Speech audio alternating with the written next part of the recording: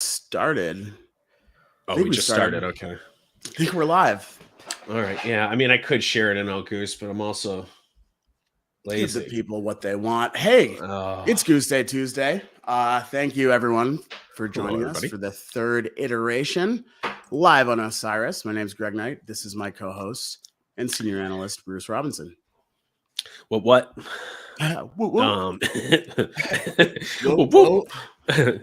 Zoo. Bruce, how you be on this glorious Tuesday? Um, I'd be, You we're be? here live. I can't say I'm fully alive, mostly dead Sure. inside. Yeah. But yeah, we had a hell of a weekend, and this is the result. This is so the result. That's right. we're here. I mean, I haven't worked today yet, so I've just been working on the podcast. So that's a good thing, I guess. So your hosts took a little field trip to the world of Jamtronica this weekend for a show at Yes, the Bowery Ballroom. yes, we We did. caught Space Bacon headlining. Our friends Escaper opened the show. Fantastic evening, but I am in no shape for Jamtronica. No, we got sizzled a little We got too much sizzled. by Space Bacon that night. We actually had a pretty big musical journey that day, with uh, going from McNulty, our buddy Matt McNulty Music, playing at a little bar in Brooklyn, and then went to Bowery, like Greg mentioned. Saw Microcave first, actually, Biscuits cover band. I actually turned to Almost. McNulty during. I Almost. was like, yeah, I was like, this sounds note for note like the Biscuits. He's like, yeah, it really does. And then that's because they were. I had no idea. And then Escaper Crushed, our buddy Luke Beeman from La Special was sitting in on bass with them. And really, like, maybe the set of the night. First set of Space Bacon was really good, too. But a long night of music for us, for sure. Absolutely. Um, Absolutely. Yeah, it was a good one though. It's good to be back at Bowery. Last time I was there was the Goose Show in 2020, and oh, yeah. Same still here. feels like they can't really get the heat right in that room. It's hot. It seems to just be hot. At one point, it was really cold for like a few moments, but maybe that was something I think we were outside. internally. I think we were Oh, outside. maybe we were outside. Oh, that's could be it. So It was a good show. That was it was good to be back there. It was fun to go out. Yeah, and it was a fun day. A lot of music too, which is always nice. A lot of music around locally as well. So we should call some of that out. Billy Strings, who everybody is well aware of, had a successful 4-night run at the Cap that none of us went to. I know Joey wanted to, but he couldn't get tickets if I wanted. Yeah, really, exactly. And then our friends Eminence Ensemble, who actually played a late night show after Sculpture Park in Denver, and Greg was there, also performing with them a little bit. They had a few shows actually up here in the Northeast. They're from Texas. They're from Colorado. Oh, Colorado, or some of them are from Texas, no? Or they play a lot there. Well, Joey's friends with one of them, right? I mean, we don't have the guy that puts all the facts together, with I us know. today. So we can't get Joey out of the corporate prison that he's trapped in right now. One of these days. Yeah, I mean, so we'll just take the Rogan approach and say Eminence Ensembles from Texas. We should just, we don't even need to mention that anymore. We're right all the time, actually, which is just good for everybody who's listening to know. I guess a couple other things that we could bring up. Man, we really sizzled this weekend, huh? We're still sizzling very hard right now. Oh man, I feel like I'm speaking Morse code. Yeah. Oh no. How about Goose News? We do have a little Goose News, right? Yeah. Charleston, back to Charleston. April 27th should be a great show. 28th. We're sizzling today. Should be a great show though. We had a blast last time the band was in Charleston. Oh yeah. Really celebratory atmosphere. One of the first kind of big outdoor shows as we were emerging from the pandemic for the first or second time. But really good, their first time in Charleston, a whole lot of love from that community. So I'm excited to get back down there. Same. That Riverfront Park show was a ton of fun. And Charleston's is a cool little city that I had never really spent any time in. Unfortunate that they're just going to have another one night stand there this time around. But I love going down there. I'm definitely going to try to make that trip down because then the 29th they're playing in North Carolina somewhere, and then they're going to Georgia for Sweetwater. So that'll be a really fun little weekend. I'm definitely going to try to hit those shows. I see somebody in chat mentioned the headgear. Yes, we have some incredible headgear on. Greg's could be in the Goose Hall of Fame one day. Want to hear a little bit about this? Yeah, this is Trevor's headband from Halloween 2019. I think the cover was Semi-Pro, the basketball film featuring Will Ferrell. So I, obviously Trevor had to let the hair flow on stage. He's not really a headband guy.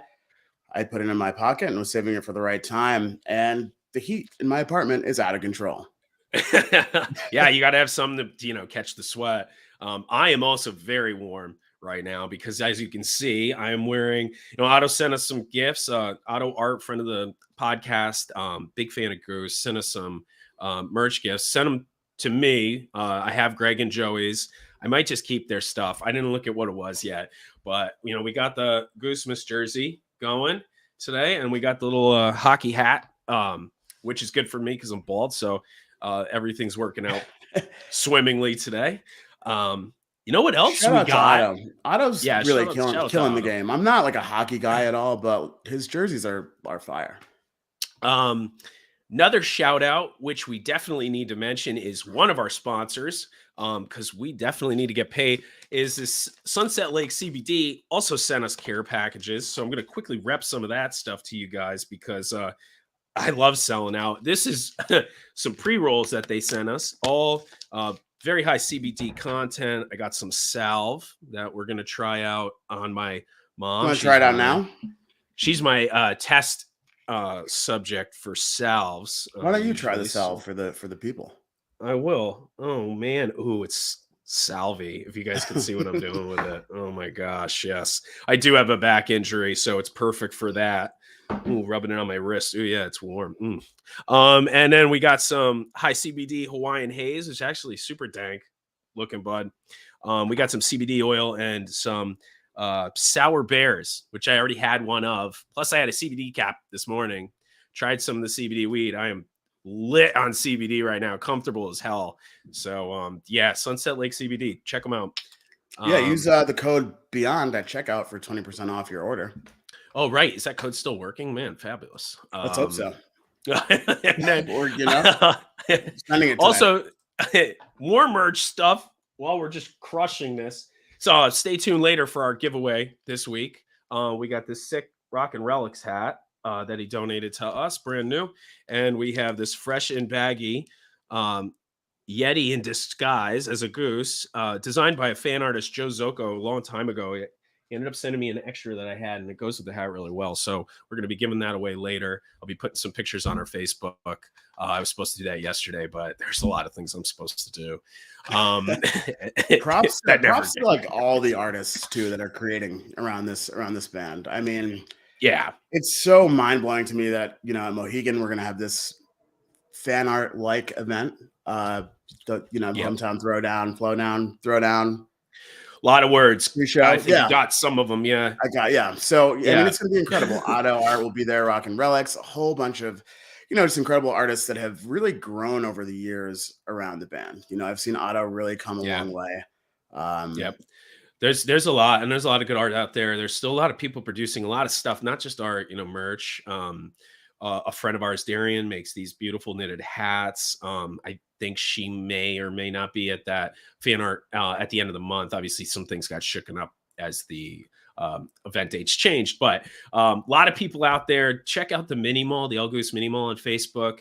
I know Facebook is literal hell, but that group's pretty good. And all the fan artists are selling in there and always throwing up new merch. So definitely check that stuff out and definitely support our fan artists. They're really killing it and have been a big part of advancing Goose's cause for sure.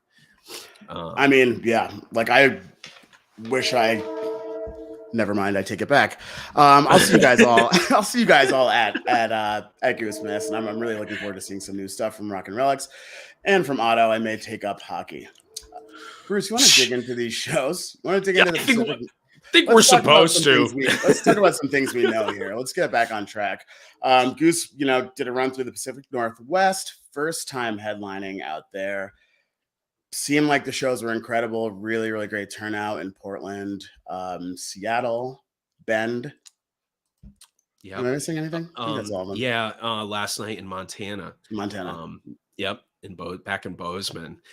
So we'll kick it off with our the Midtown Ballroom show that started that Pacific Northwest run on Groundhog Day. First of all, too, I got to mention Andrew Alexander, fan on El Goose, really saved our lives. Got some excellent phone streams up on the board for a bunch of these shows. So save my ass so I could listen to some of them before the show today. But also the sight and sound were great in those. So thank you very much, Andrew, and to all of our fans that try to help out streaming when this stingy band does not stream. I think just because I'm getting codes now for this show is why. I think they just do it. Well, I mean, I've never been that far up in the Pacific Northwest, so I just wasn't sure that they have high-speed internet out there quite yet. No, who knows? It's a mystifying world to me. I only know the elite coast, and this little beautiful pocket of land called New England. That's all I know. So anyway. Yeah, so Goose opened up this Groundhog's Day show with Tribute to Gold. The first time that appeared, I guess, in the Gooseverse would be the Shenanigans trailer, correct? Right. Shenanigans theme song, if you will. And then it's got a great beat. And listening Rick and Trevor's effects just really combine so nicely for some cool low end. You can really feel. So I really like that opener. And then that funny thing that they did on Groundhog Day just to open the second set with the same shtick as well, trying to say the same things and then dropping a tribute to Gold was a funny way to kind of call out Groundhog Day. They're not usually funny, so I was surprised. Right, it's pretty good. They did it well without us. They're learning from us. Yeah. The only time Tribute to Gold has been played otherwise was New Haven, maybe Westville. I'm sure Ryan Storm probably knows and will let us know in the chat, but I think that was it. So pretty cool little Groundhog's Day gag for those of you who celebrate. Tribute to Gold followed up by Life on the Shelf. Bruce, what do you think about Life on the Shelf? Well, as I have written down, it's Peter's emo song. It's grown on me. I mean, most of their songs, every time they seem to release new songs, whether it's been this run where they've released quite a few or just as they've trickled in over the past few years, it's like a lot of them don't, they strike me differently when I hear them at first, and they tend to grow on me. I think this is the best I thought I had heard them play this song as of yet. I think they played it a handful of times. But so, yeah, and it almost sounded like they could have pulled a cool jam out of it, but it was still, they stuck to a pretty standard version with this. Yeah, I guess, the email community isn't really known for extended improvisation. Correct. Yeah, correct. Greg cut out a little bit because our manager is also using Zoom over there. Letting me know what I'm doing wrong here. No, Greg, your audio is completely out. Is it really? Can't hear me at all. Did you know this was live, everybody? Also, first of all, while Greg's audio is completely out, I'm going to call out Josh here, who said, "Damn, Bruce, check that hat out. That's sexy right there. I am sexy." Thank you very much, Josh, for telling the chat. Anything for me? Can you hear me? We are still looking for no audio, or maybe it's me. I don't know. No, I don't know. Okay. God, this is. Can everyone hear live. me out there? This is wild. I can't believe we're gonna have to post this episode on Spotify. So can you guys hear me? Haven't heard you say a word, Greg. So Bruce, I think it's you. There we go. We're back. We're back. Unless I'm back. Hopefully that was all recorded. Audio's good. I think. I've been lying. It was the my Bruce problem the whole time. God, yes, I love blaming the other hosts for this stuff. Joey Parisi, man, get it together. So we're done talking about Life on the Shelf. Madhavan, early show Madhavan, first set, spicy though. Probably not the best Madhavan I've ever heard since there's been so many good ones as of late. But good to see it, kind of early in the show. It's a good way to get energy high. And that leads to a bust out, No Rain. Love Goose's version of No Rain. Bruce, can you hear me at all? Bruce, anything? Okay, so I'll take it from here. The funny thing, everyone out there who's watching, is that Bruce is actually an IT professional. A company pays Bruce a lot of money to work on computers, and he can't hear me at all right now. Okay, we're back. You're back. Something okay, is great. wrong with these headphones, so this is going to be an interesting episode today. So where were we? I was just letting our listeners know that you're an IT professional, and I, love what you do with the computer. We're talking about the No Rain Jam. Yo, Noah, dude, that CBD is just incredible. Yeah, No Rain. Okay, good. Back in it. Yep. But no Rain. Put the CBD down, man. Jeez, dude, this oil. I'm just like, like it's crazy. But yeah, No Rain was awesome. Definitely when I was streaming with a bunch of people on Goose, the crowd, I could notice the crowd was super into it. Everyone on the stream in the chat was into it, and the way they were singing it, man, it was hilarious because you could hear the crowd singing, and definitely not many of them knew the words, and the ones who did knew some of them, but they were trying really hard. It was actually a lot of fun. Could hear Jeff really well too. Jeff sounded also really good. And yeah, it was just such a great jam out of that. Really, really patient, and you could hear a lot of that patience as we go through some of these other shows. You hear a lot of that patience showing up in a lot of this run, which definitely sets a different vibe and tone for these guys. Definitely, for sure. I mean, I think a function of it, is just a lot of the No Rains that they played during the duration of their ascendance, if you will, were shows where they were opening, and so it's like they have these 60-minute opening sets where they'd have to kind of make their statement in the allotted time. And so jams couldn't really get as exploratory as they do now, since they have that freedom of getting on stage late, playing and missing the encore.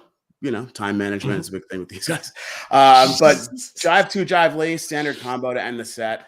That was probably the longest set recap we've ever done. But it was fun. But it was great. Fun. It was great. So let's try and do set 2 here. I learned how Bluetooth worked during that. Thing of Gold, Groundhog's Day. We mentioned it. Silver Rising. Let's talk about Silver Rising.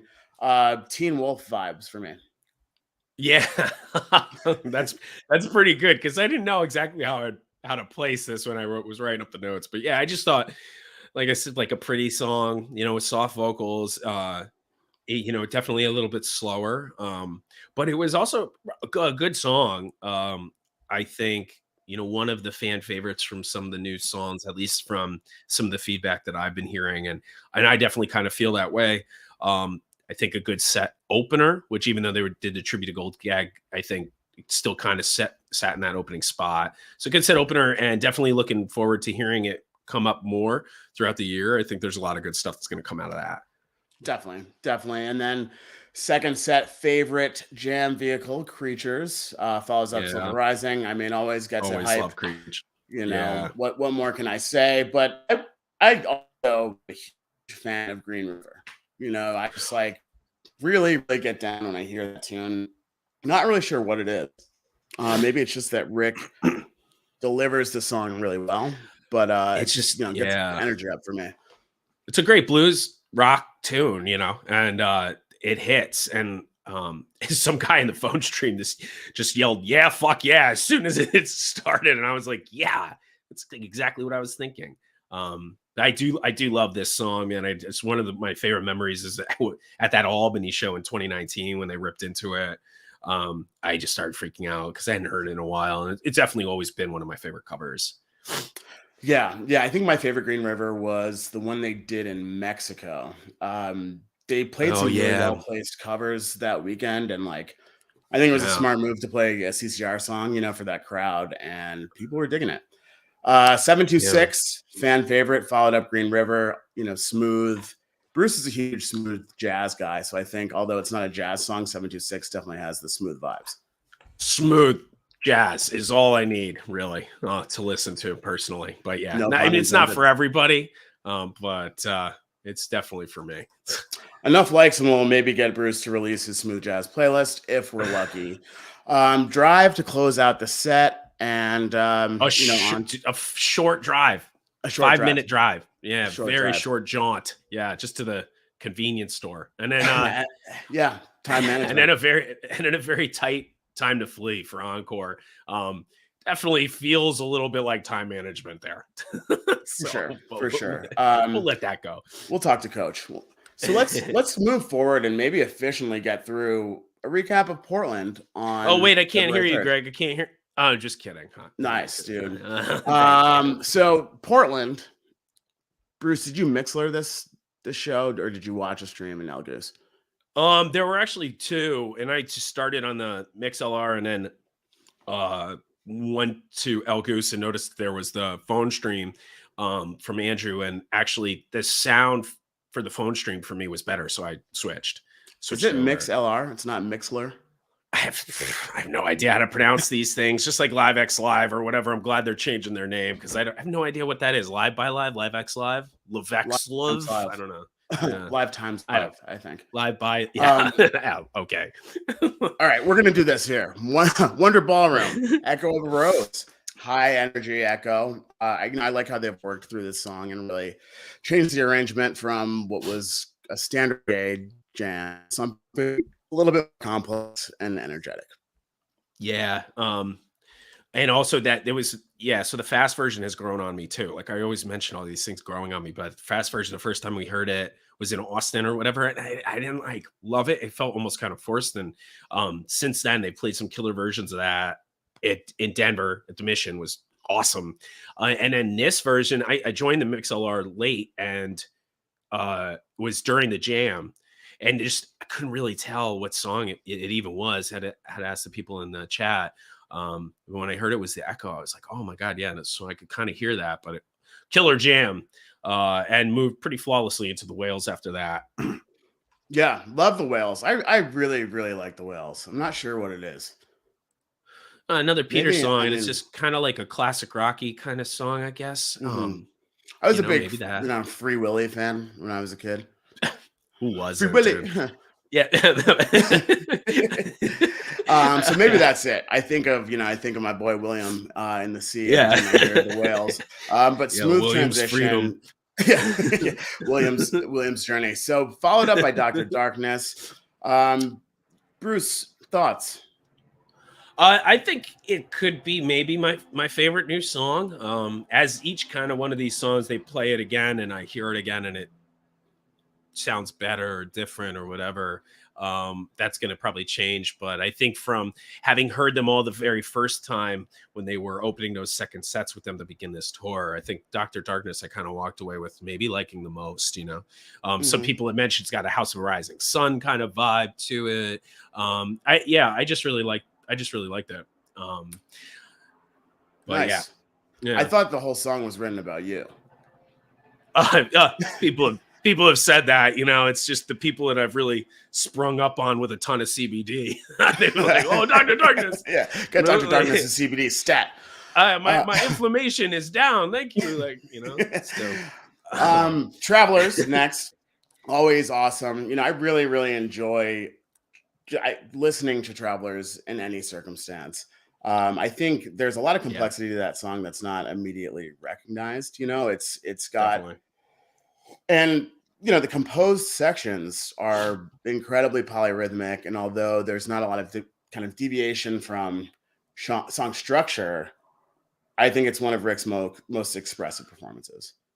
Yeah, I really love this song, and I know it's like part one of this Elmeg suite, and there are similarities between the songs, but I kind of put it up there with Elmeg. I kind of love hearing both of them in different ways, and they kind of fill the same void in a set list. So Traveler's always good, but what was really good was then they had this rough. I laughed at the transition because I was like, oof, because they transitioned back into like the second half of Echo there, the singing portion.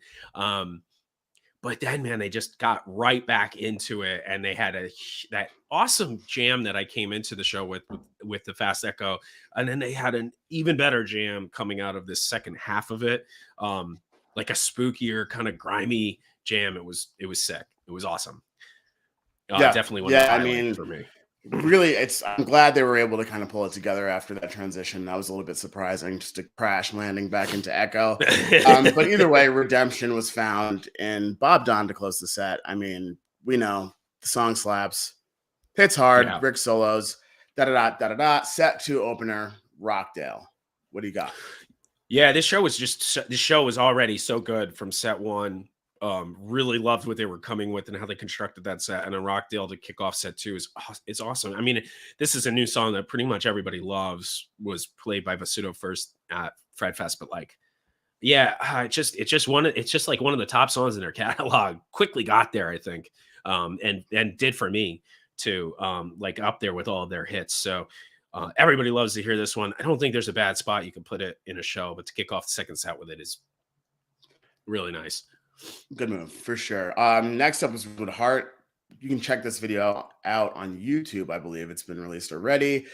I love Rosewood. It doesn't get enough respect around these parts, specifically in the Jam of the Year bracket hosted by Jive Goose and Ryan Storm. Yes. My Rosewood was knocked out, but I love it. Check it out on YouTube. Excellent kind of key and guitar interplay between Peter and Rick. And I like that this one doesn't really also deviate from structure. It's more about locking into a groove and just riding it. And they did it well. Did it pretty well. Yeah, it's fantastic. Welcome to Delta. Good to see it back in set lists. It was kind of unfortunately debuted right as the Delta variant was sweeping the nation. But it's good to be back. Yeah, I can't wait for the next single, Hello Omicron. This was like it was good to see it back. Really slick kind of ending to Rosewood. Any thoughts, or are you more of a I don't know, I was a little confused. John had it noted as like a jam on the set list and on his coach's notes, and then like a Welcome to Delta jam was the sub notation. So I don't know if that's kind of just how they're considering it anyway. It might just be a named kind of jam, like loose ends kind of thing. But either way, I threw it on as Welcome to Delta. I mean, either way, it was maybe the highlight of the show for me, and a show that already has had a lot of highlights up to this point. I thought that jam was also killer to follow up a killer Rosewood jam. So keeping the momentum going. Plus the show was pretty high energy throughout. Because then even they went into Indian River after that. And that was one of the faster, kind of the original style. I like the OG style. Like I like the Moon Cabin style of Indian River. I mean, it's cool to see how it's evolved, and it can certainly be a beautiful, evocative ballad. But I like that little reggae bite that they used to have back in the day. Oh yeah, definitely. And you get more of that with the pseudo from that first album called Lewis. If you haven't listened to it, definitely check it out. But that's really where they kind of harnessed and put in a lot of some of that kind of reggae-ish vibe that they used to play with a lot as Pseudo and even Goose. You can hear that influence in a lot of the songs.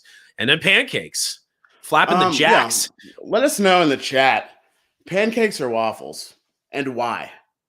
Pancakes, waffles. Well, let us know in the chat, folks.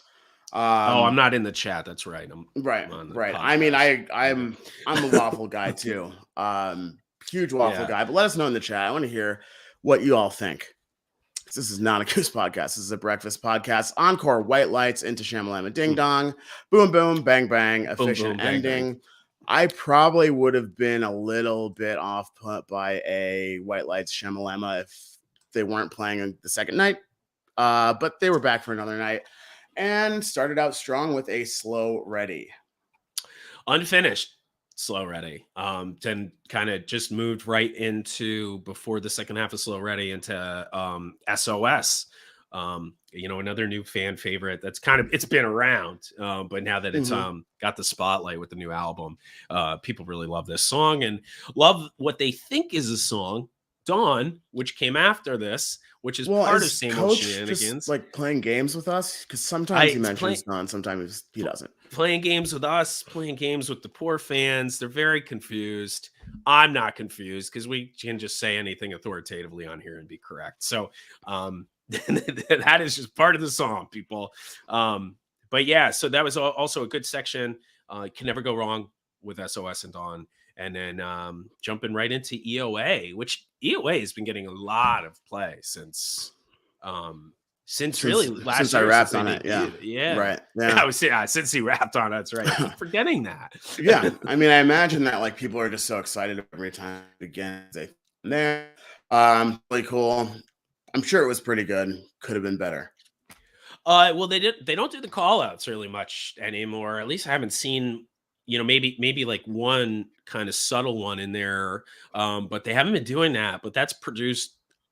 I never minded that. People didn't like that. I thought that was pretty fun. Right. But Yeah. Someone was but like, I saw some criticism that like turn-based soloing means they're an elementary band. And it's like, damn, can anyone have fun anymore? yeah, I mean, it's just like it's a fun song. It's obviously not meant to be, some grand like Vivaldi composition here. It's just it's just a funky song to dance to, and it's great for that. But some of these ones without the no call outs have been um really really fun. The one from Denver was sick recently at Mission, and I thought this one was good. It was kind of more, it was a shorter one though. They kept it kind of tight, all things considered. But then they took out Atlas Dogs for a walk after this. That was a song that I was a little on the fence about as far as the new songs went from the first listen. I kind of was in a minority, I think, on that. With this one, that's also grown out of me, and the jam in this version of it is sick. I thought this Atlas Dogs was absolutely sick. Yeah, I mean, the cool thing about these new debuts, really for all of tour so far, is I hear the band hadn't been rehearsing them a bunch prior to tour. So every single one of these performances is kind of like a blank canvas, right? There's no expectation for where the jam should go. And so you're really getting this kind of authentic exploration from the guys. So I look forward to the songs taking shape, but I think each time we hear them, it's, they're going to really mess with how they sound. And so it'll be cool to see this evolution. And Neil mentioned, because I even had something similar to this written in my notes, but Alice Dog was fast. It does kind of have, it's like, it kind of starts off, it feels like there's some energy with that drum beat behind it. And it's kind of like a slower lyrical part. So it's got an interesting feeling during that section. But yeah, then Ben just kept that beat up during the jam. And it was really, it was interesting. It sounded a little bit different than some of the jams that they tend to do. And any of those longer, faster paced jams that they pull out. So it's cool. Atlas Saws in this sense, in its structure, just lends itself to having something of a more interesting, unique kind of jam coming out of that. So looking forward to seeing that one a lot. Oh, we see Matt McNulty's on the stream. Called him out before. Hi, Matt. Hey, McNulty. Thank you, everybody. We just ran through the story of Space Bacon. One feel from Amy. I could kind of hear that too. Definitely the Dead's other one. But then so after Atlas Dogs, one of my favorite covers, I think, of theirs, Inside Out by Spoon, to close out the set. Yeah, fantastic cover. Always good. Set 2 opens with Arrow. Always love that placement. I think the first time Arrow was ever played by the band was at Music Hall of Williamsburg, and I think it was a second set opener then. Oh my God, dude. Like everything we're saying. Well, we are still having audio issues over here, people. Oh, really? Bruce can't hear me. Okay, so I'm gonna fix this right now. No big deal. I got this, guys. I'm going solo, and I am now a senior analyst. Redbird to follow up. Arrow, not as exploratory as the first one, but I think the song is coming along. Kind of like a split reaction to Redbird in El Goose. Some people love it. Some people think it needs some time. But fan favorite Flow Down followed up. Really, really smooth segue. Love Flow Down. Everybody got down. Love it every single time. Turn Clouds. We talked about it last week, but I think Turn Clouds still doesn't have its perfect placement in the Goose catalog dimensionally. I'm not sure if I like it more first set or second set. Let me know in the chat what y'all think. First set, second set, or encore for Turn Clouds. Just wondering what your preferences are. But right, followed up by Arcadia. People questions. So hey, Bruce. The hat off. Bruce, can you hear me? Yes. Okay. I'm glad you got the Ferrari out of the garage and broke out those different headphones. You see these things? I don't know if you're running audio through your mic, provided so graciously by the Osiris Network. Thank you, folks. We're making great use of what you sent us.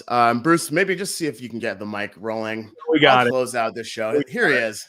He's got it. This is IT professional Bruce Robinson. Yo, thank God I got mad IT equipment up in this. This is what happens, dude. No, I didn't want to do the mic. Yeah, see, no, I didn't want to do the mic through the headset because we got to use we got sponsored mics here. It's tight. Sure. Good audio. Yep. This is just for shit meetings at work, which I continue to skip because of the podcast. So hopefully they don't ever watch this. Encore. All right. Slow Ready. 2/4/22. Slow Ready. People love it. I am team So Ready all day till I die. If you want to talk about it, I'll take all the smoke on Twitter. Been So Ready since day one. But for those of you who are into that kind of thing, sounds like a great way to close the show if that's what you like. I'm a Slow Ready guy. I'm also a huge CBD guy, so it's just slowed me down a bit. Not only today, but nice often. Yeah, we're gonna work on that because I am so ready for some Sunset Lake CBD. Let's talk Seattle.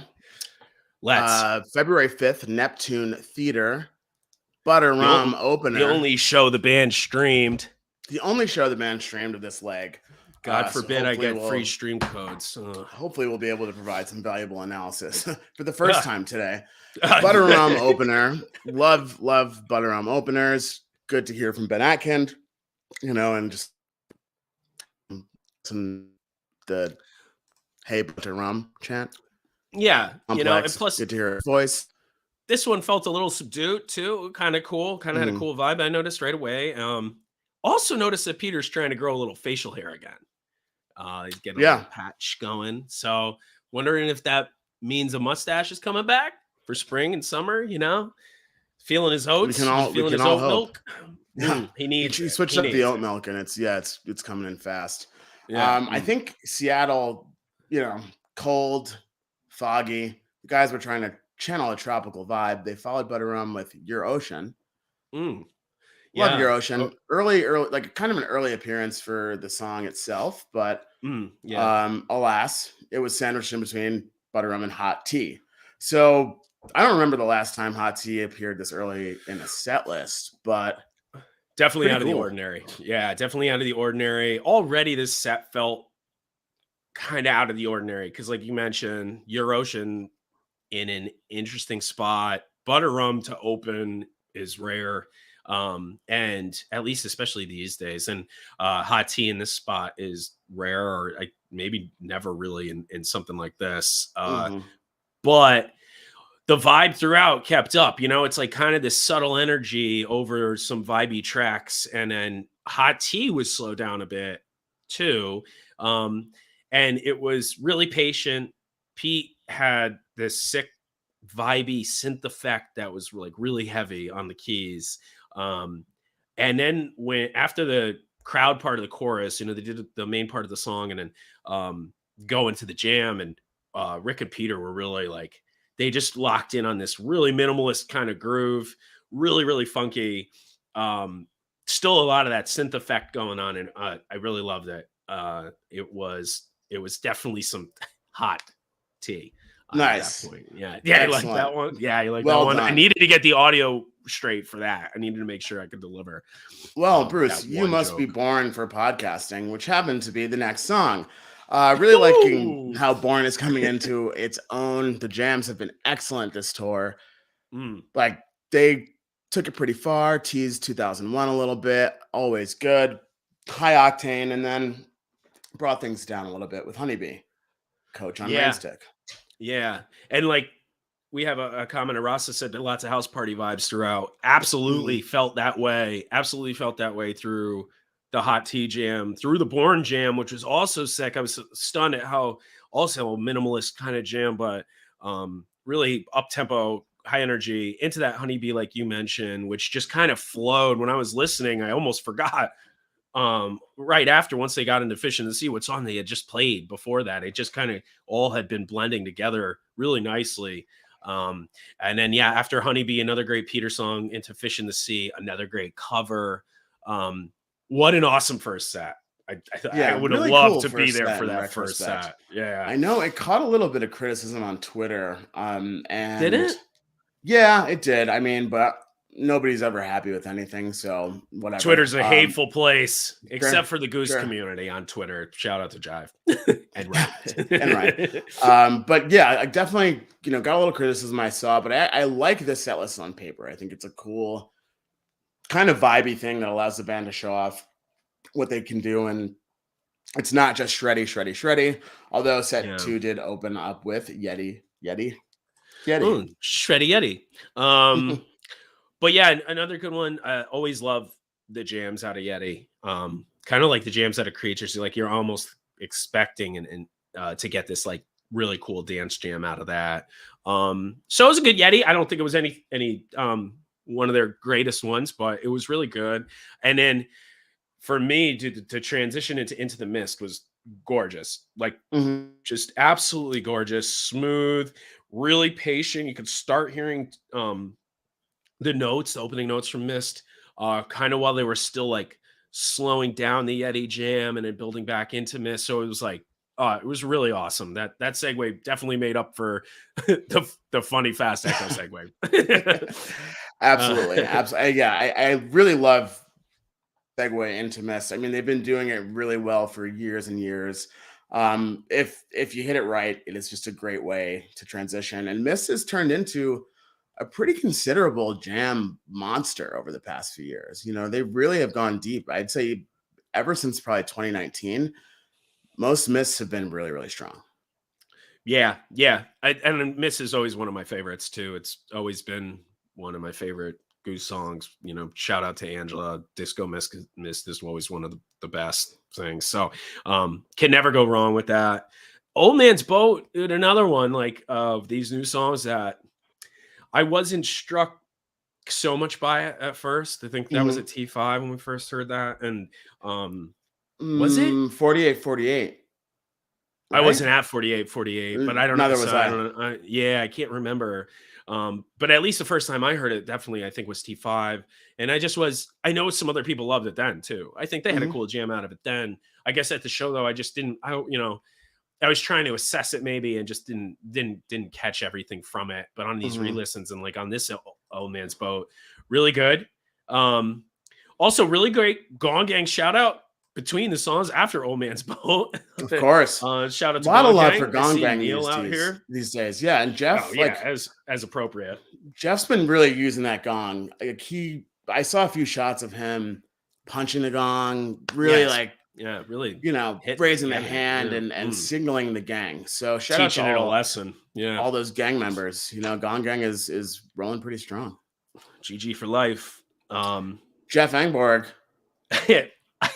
I could not I could not. All right, let's explain who Jeff is. Bruce, can you explain to our kind listeners who are really sticking with us today who Jeff is in the context of the Gooseverse? So Jeff is actually another really fantastic musician and keyboard player from Wilton, who also grew up in Wilton, kind of around the same age as the Goose guys. And he also had a band. I think that maybe had made an appearance at an early Goose Miss. So he definitely played with Talkpeck Sound System. Yeah, and I had Wall Street Theater. But then he did have Goose Booty Miss in Borg 2019. Too. Yeah, right.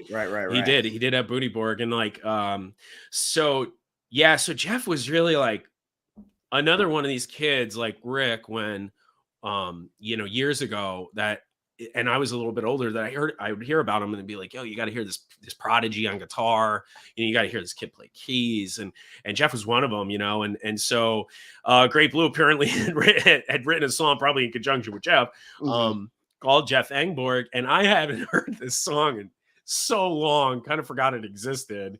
Have heard it in the past, but like it's just a really interesting kind of track. It has a lot of fun, like funky, upbeat, dancey segments that really like Trevor and Rick and Peter really shine on those. And then it just all of a sudden like hits this little jazz segment that they kind of rerun over this theme in that jazz segment a number of times. and it almost like not lulls you to sleep in a bad way, but kind of like gets you into this whole different vibe. And then they just drop right back into the cool funk jams that they were going through before that.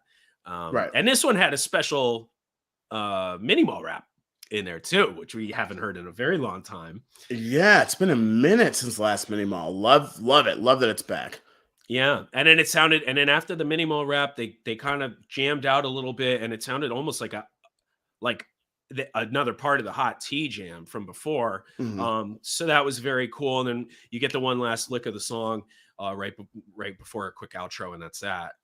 But that was a very cool bust out. I'm stunned that they decided to play that. Yeah, I'm kind of like, I think I'm still in awe, and maybe I didn't even really realize how significant this was. Funny enough, if you go back to scroll back on r/Goose the Band, the Goose the Band subreddit, somebody started a thread maybe a year ago speculating that the band may cover Jeff Engborg. And I love when those things come true on Reddit. Like, it's so cool to look back and see that stuff. I didn't think it would ever happen, but really awesome. And just shout out to Jeff for being an awesome person and an even better musician. Seekers 1 and 2. Quick shout out to Kieran on the chat. It said Engborg slays. Yep, I'm sure Kieran's probably played with him before as well. Of Residual Groove and Chris. Yep. Also great musicians, so go see them if you're ever in our local area up here in Connecticut. But yeah, and also shout out to Joe Caruso, manages the Goose subreddit, and also the editor of El Goose Times. So just wanted to say a quick shout out to them. I saw him in the chat before there. But yeah, then going into Seekers. Seekers 1 and 2. Standard. Boom, boom. Bing, bang. Nothing like wildly impressive about these, but great package of 2 songs. I love the story. Yeah. And Empress, to close the second set. Good Empress. Probably not as strong as San Francisco. I feel like that San Francisco Empress was really special, and Trevor was, pretty aerodynamic in that beater he had on. So, as he can be, letting the arms fly free, taking the guns out, and then Don't Do an Encore. Really happy to see Don't Do It. They teased it during maybe Drive 2 in San Fran, or maybe it was during Empress in San Fran, I think. So good to see that they let it rip. Love a Goose. Don't Do It. Yeah, definitely love it. I think a good show closer too. I almost wanted to say it reminds me a little bit of like a Loving Cup closer, but better, obviously. But yeah, and then so now on to the last show that was just last night. I don't know if anybody streamed this show. No, Justin Seidel did a couple songs. Thank you, Justin, but nobody did a full stream for us. Again, I have never been to Bozeman, so speculation. Who knows if they have more than 56K internet? That's what I guess. Yeah, but a couple cool things to note from this show. Even though we didn't listen, we got a Walcott. Second spot in set 1 after Drive 1, so that's pretty sweet. I'm interested to hear how that sounded. A second time with Silver Rising. Your favorite track to hear every other show, All I Need. Oh my god. And then a Doc Brown. So still sounds like a good set 1. Be interested to hear what that sounds like.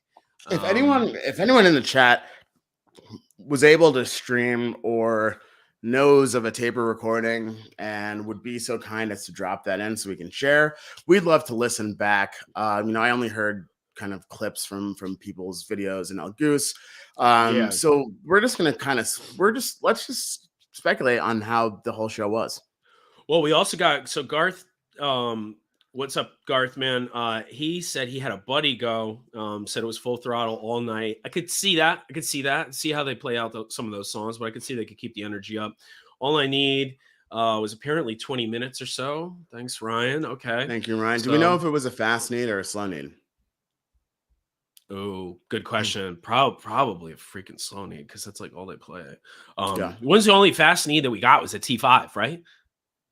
I mean, I just generally just stop listening when the song starts at this point. So I've had All I Need. Doc Brown to close set 1. Thanks, Noah. It was a slow need. Of Doc Brown is a set closer. It's good to see Doc Brown back in the rotation a little bit more. I've always liked it. I think really good energy, and I love to see Peter play guitar solos too. You know, he's come so far on keys that we forget that the kid can shred. Really got a lot of Peter songs coming out and into the regular rotation now, whereas they were getting kind of trickled in for a while. You know, now it almost feels like we're getting just as many Peter songs as our Rick these days. Speaking of kicking off set 2 with Elizabeth, which I always love Elizabeth. Would like to hear that. I'd like to hear this whole set too, because this set 2 is funny too. You got 2 Ted Tapes tracks on here. So we got Elizabeth, Moby, your preferred version. I preferred Ready. Yeah. So Ready. Cross-eyed. Cross-eyed is back, which I can only imagine. That 1-2 punch seems like a whole bunch of energy. If I recall correctly, there was a So Ready into Cross-eyed in Colorado, summer 2019, maybe. I wasn't able to make those earlier Colorado shows. I think it was like, can't remember. I think it was the summer shows, but who knows? Could be wrong. It could have been Creatures. It could have been. Yeah, the video exists somewhere. Yeah, there's also a video, I believe, of that show. A fan favorite video. Our buddy Nate on El Goose doing a show review. It's pretty good. It's worth checking out. Nate Camilio's show review is one of the most legendary. Huge thank you to the Osiris Network for giving us this platform to speculate on shows we haven't heard yet. I love it. You know, like it was a great show. But dude, then you got that. Well, Dragonfly before that, yep. So that's where you get the 2 Ted Tape songs in the set, which I don't think we've seen that before. But that so far, Elizabeth Moby, So Ready, Cross-eyed, and Dragonfly, very cool. And then they jump into this old C to close out the set, which I think some people question. It sounded short. So, and I saw on Twitter that someone had heard the band may have ran out of time, which surprise. Yep. Also, setlist is written, didn't have Cross-eyed on it, apparently, but had Madhavan into Weird Fishes back into Madhavan. So that could be coming up soon for anybody seeing one of these upcoming shows, and that could be very cool. So stay tuned for that. Hopefully they do bust something out like that. This is great. I can't wait to figure out what actually happened last night. I know it's going to be, these show recaps will be great when they stream the freaking show. God. And allegedly there was an encore, which was Escape, the Pina Colada song.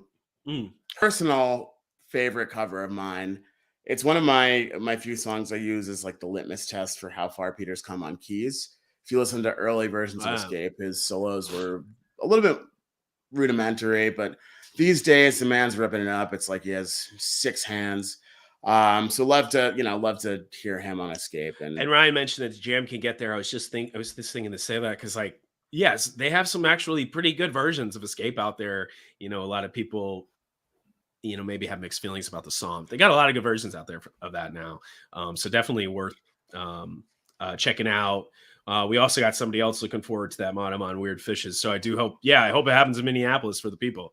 For the people. Okay, so we managed to get through that without me losing audio more than a handful of times. So that was really good. That was absolutely some of our best work. Really solid. This week we've got a few more shows. I think it's 4 more shows on this leg of tour. So the band will be at First Avenue in Minneapolis tomorrow night. Sizzling space bacon. Thursday night at the Sylvie in Madison, Wisconsin. Friday, Louisville, Kentucky, Old Foresters, Paris Town Hall. Saturday, wrapping up this leg of tour at Stage AE in Pittsburgh, Pennsylvania. Awesome. One thing to say, anybody going to those to the Louisville show, there's also Doughy Joey's going to be out there. I think he's maybe doing something after the show and after Louisville, right?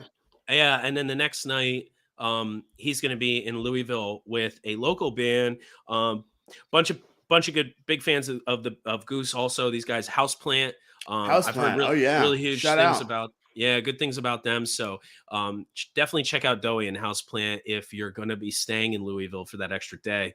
Um, got a lot of friends going to Pittsburgh too. I wish I could make some of these shows because I think they're going to be wrapping up this leg of this tour, with some good stuff. So yeah, stay tuned for our recaps of those. Hopefully we'll listen to them.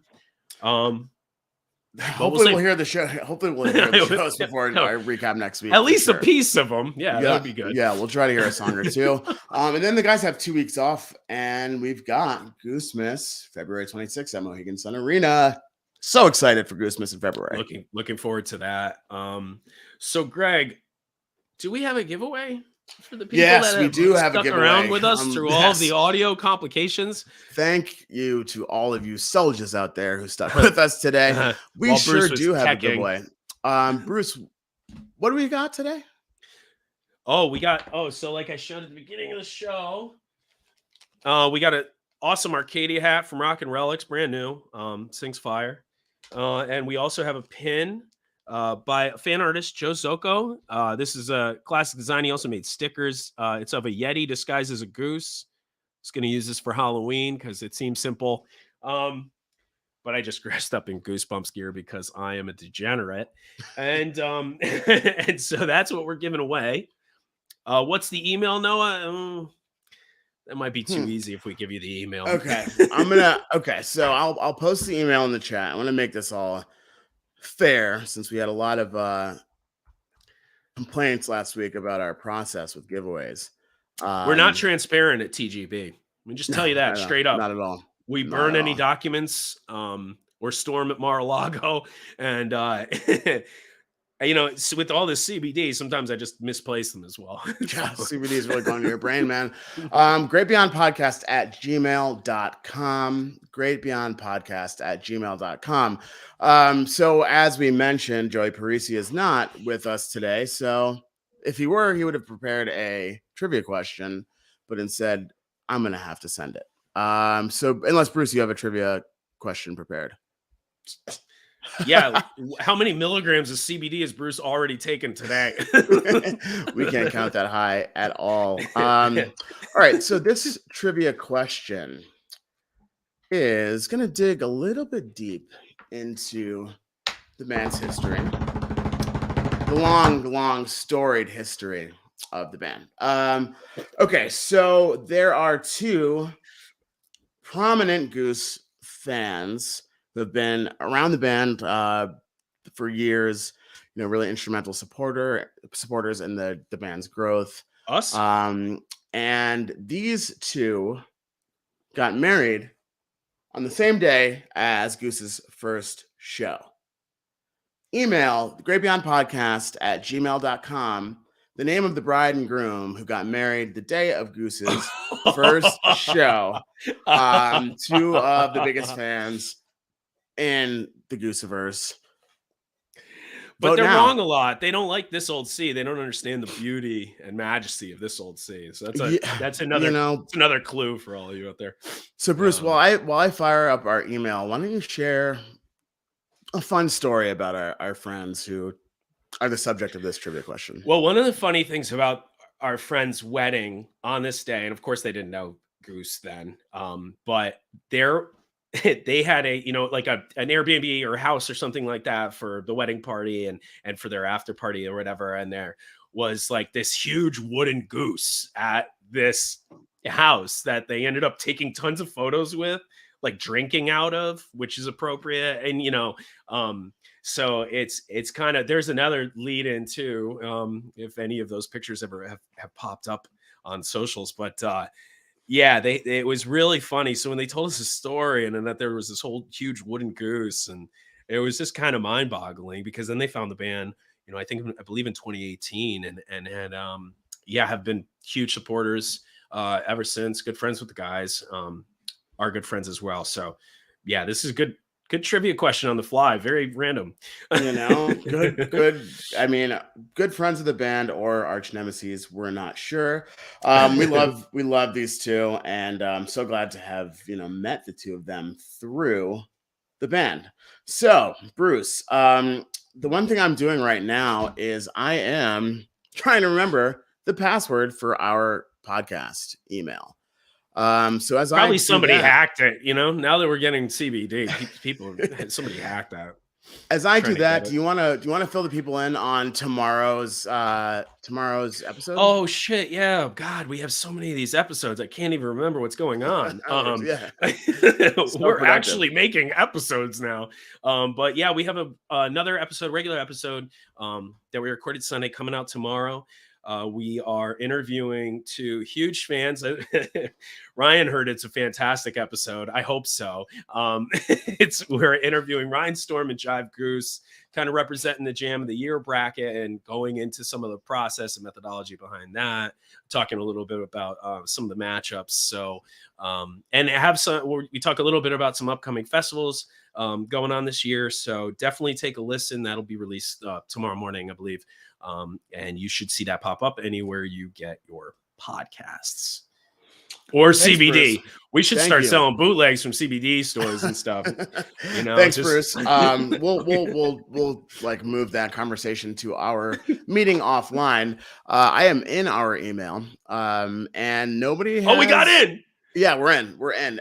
So nobody has answered correctly quite yet, with the exception of our manager who emailed me from the other room. Our manager is not eligible for the prizes. So open season still. I can give y'all a hint. These two... What other hints? Oh, you battled for first place in the second season of Fantasy Goose. Oh, is that public record? That is public record. Yeah, I mean, let's see. Another clue. These two are big fans of Humphreys, and they go to holidays. Wow, giving up a lot of personal information about the two of them now. Man, I guess all the old Goose fans have been sick of us for years and actually aren't listening to us today. No, they don't. No, they've heard enough that makes sense. of us already. Yeah, we've same with certainly exhausted friends. This is why we need all of you listeners, because our friends don't want to hear us anymore, especially me. But they just need CBD is the problem. That's the problem. They're not hearing what I'm hearing, which is just the beautiful sounds of serenity. Excellent, Bruce. Thank you. Well, we almost have a winner. Ruthie Perlman is close, but we need the bride and the groom. So I want to remind everyone in the chat to email the answer. It's really hard. We're not techies, obviously, as you could tell from the audio issues. We have a winner. Oh, we have a winner. Bang, bang. Oh, boy. You know what? And this is a winner by 20 seconds. Noah Ray is correct. Angela and Eric Lindsay. Two great friends and fans from Michigan. Noah, you edged out Neil Landry by about 20 seconds. So congratulations, Noah. Email us your address and we'll get this sent out to you. Rock and Relics gear. And obviously check out Rock and Relics through the El Goose Mini Mall or through Rock and Relics website. Whole bunch of really, really cool fan merch. I was rocking my Jive 2 crew neck today. Bruce, I think we did enough damage here. And we plenty of edits for this audio. So snip, cut it up. Snip, snip. So yeah, we're back tomorrow with a new episode that we prepared for and recorded in the studio. So should be quality. No audio issues. No audio sound issues. Engineer for the studio, so and I gotta charge these Bluetooth headphones. Dre let me down today. So we've got a lot to talk about. We'll be back live next week to recap the end of this leg of Winter Tour. But for now, Bruce and I are gonna take a nap and remind Joey to prepare for us a little bit more. Thank you guys all for tuning in. We have a big giveaway coming next week. I'm about to dump a bunch of this CBD oil in my mouth. Join us for that. And check out Sunset Lake CBD. Thank you to Osiris. I hope you guys still trust us. That's all I got. I think we're out. Yeah, we'll do better next time. All right. See you, everybody. Thanks for hanging with us. Catch a ride with us next time down the pathway to the great beyond.